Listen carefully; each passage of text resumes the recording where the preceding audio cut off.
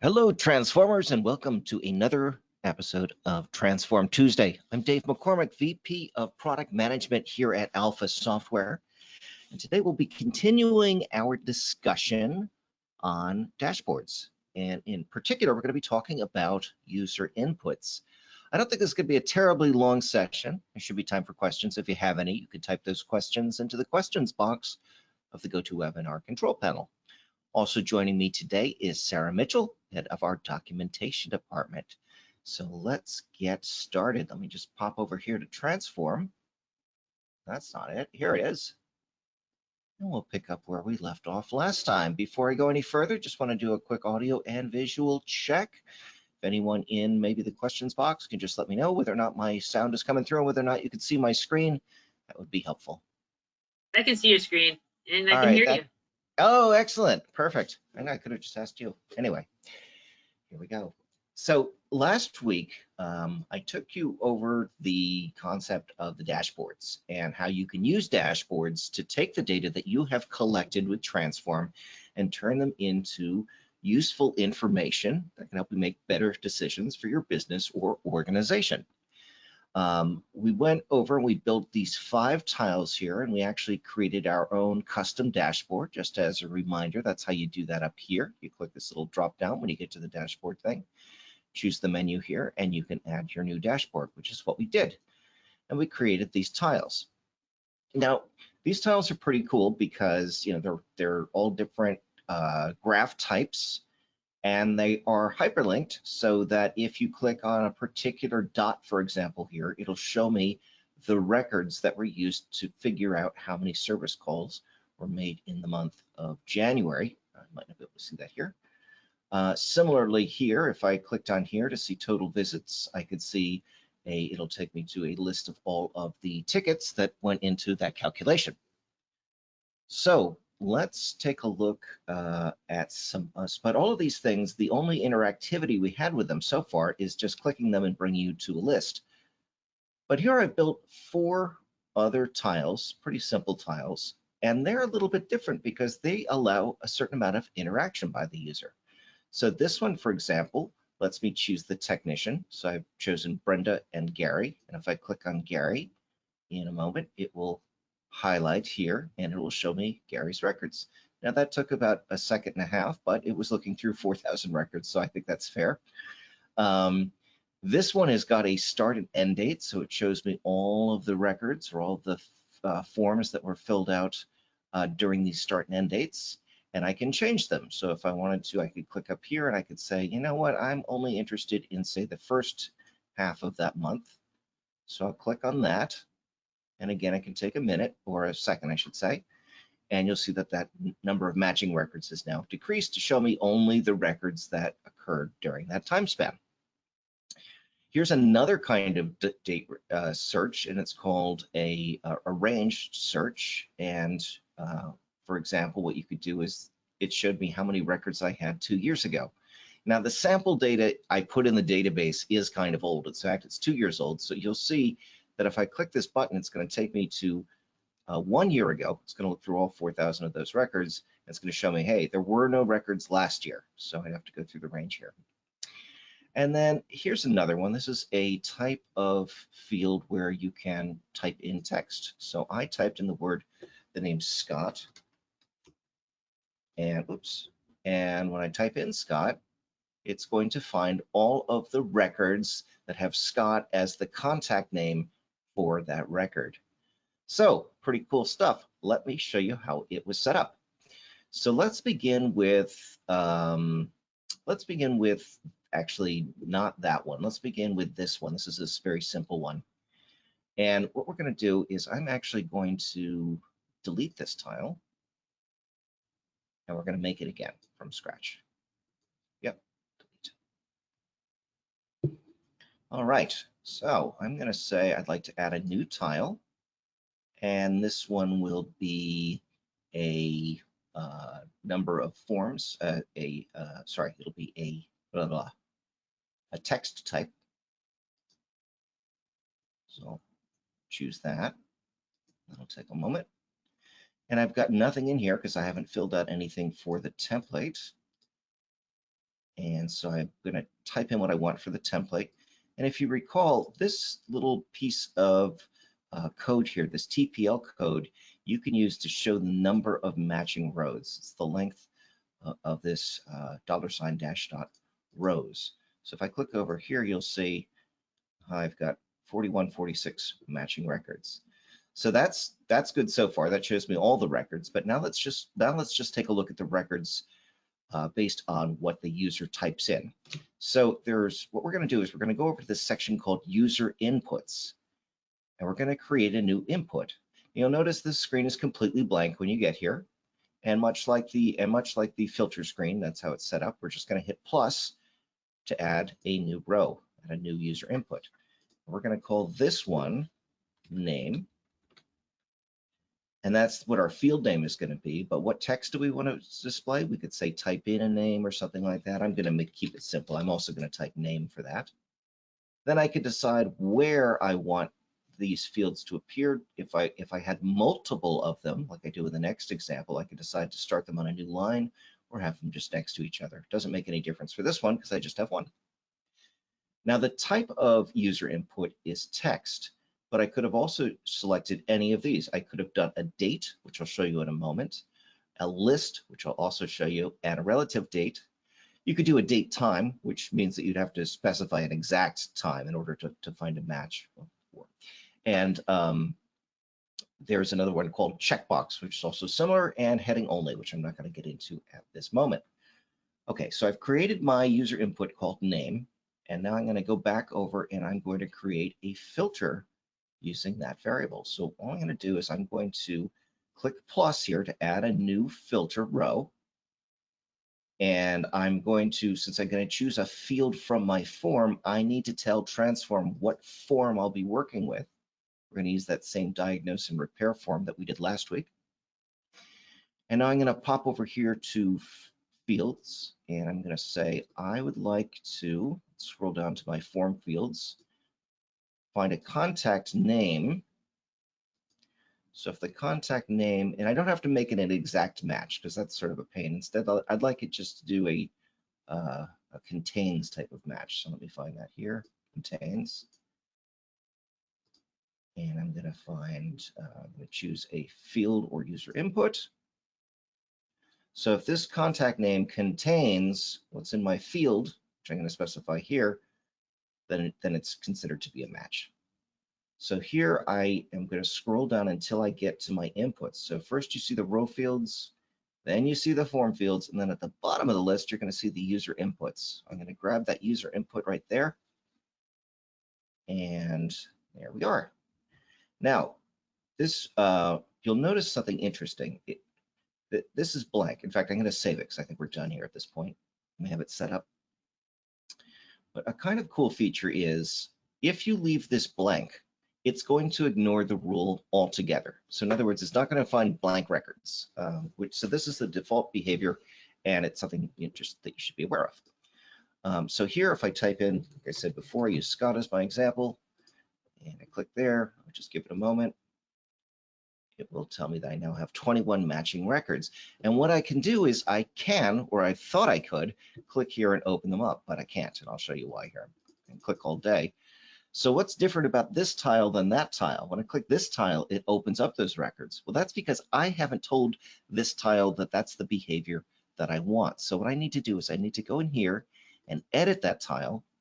And right up here where it says template, you'll see down here something called template action. And here are your options. If you click on the template, you could do nothing. That's no action. Or you could show a filtered list. That's what we want to do. Or we could show the full list if we wanted to do that for some reason. I think most of the time you'll want to see a filtered list because that's why you created the tile and the filter in the first place. So I'm going to choose that, and I'm going to go ahead and click Save. And it is saving. And now when I click here, it should, in fact it does, do a query up to the server, and it should show me the 22 records that have got Scott somewhere in the contact name. Let's see if it worked. Let's see, we have a Gretchen Scott. That's good.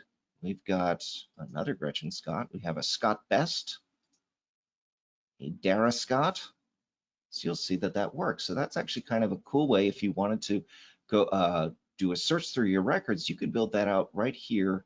You can make, you could have all the different fields in there. You could say, I want to do a search by company name, or I want to do a search by whatever, how many minutes were there, if they spent over $500 on an invoice, whatever, you could put in as much criteria as you want. And when you get the results, you can go and take a look at them just by clicking. All right, so next up, let's take a look at this one. Actually, this one right here. So this is similar. It shows you the number of matching records, and it shows you, it gives you a start date and an end date. So instead of one control, I've got two, and I'm going to tap on that, show you how that's put together. So in user inputs, I have something called start date, and I gave the field, the variable, a name start date because it can't have spaces in it, but the text to display, I decided to use start date because it looks nicer. Then the style of input is date. I entered in an initial value, but you don't have to. It can start out blank, that's fine. And I decided that because I had room for them both next to each other, that I would position them side by side, which is what I've done here. Okay, so I've done that, and now I've created another one called end date. Also set up a date. This one doesn't have an initial value in it. And then I'm going to go over and show you how I set up the filter now that we have these controls set up. The filter was created similar to before by clicking the plus button. And this time I chose and choosing the form that we want to use. In this case, it was the diagnose repair form. And in this case, we were looking at scheduled time. We wanted to see any scheduled time that came after the start time, end date, which is what we call the start date, and comes before the end date. So less than or equal to input end date, all right? Hopefully that makes sense. And now let's go back to properties. Let's go to template. And notice I don't have a templates action set up. So if I clicked on that tile, nothing would happen. Let's set it up so that we can though. So we'll do the filtered list again. So I'm going to say save. Give that a minute. There we go. And now let's take a look. 229 matching records. That shouldn't be too long to bring down for the server. Let's tap on that. And so we were looking at the dates between May 1st and May 15th, 2019. I did that properly. Once the instances come down from the server, that's what should be in the data. So let's choose one of these.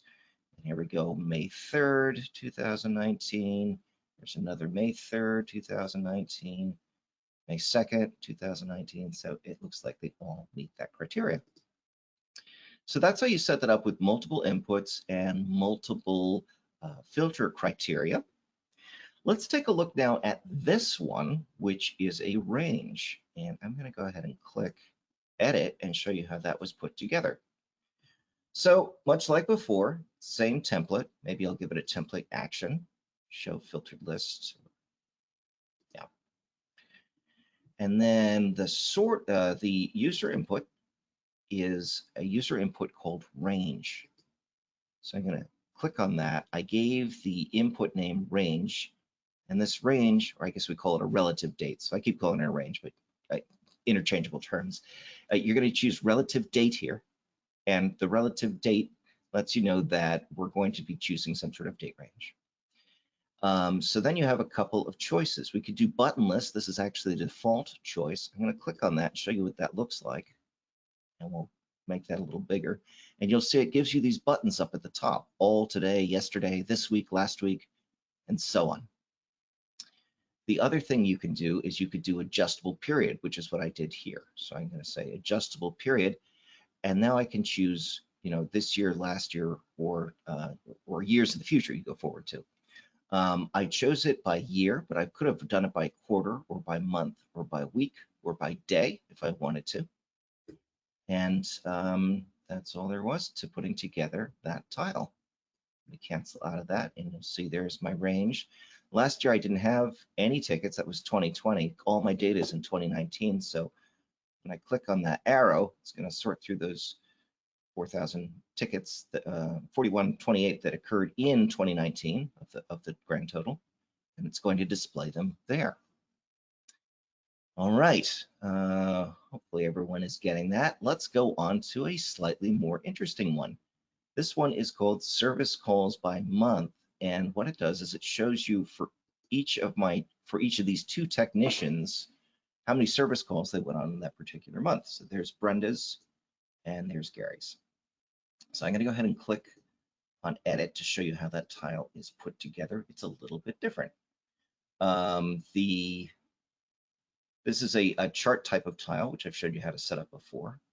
But for the user inputs, I've decided to let people do a list. So my variable name is called tech.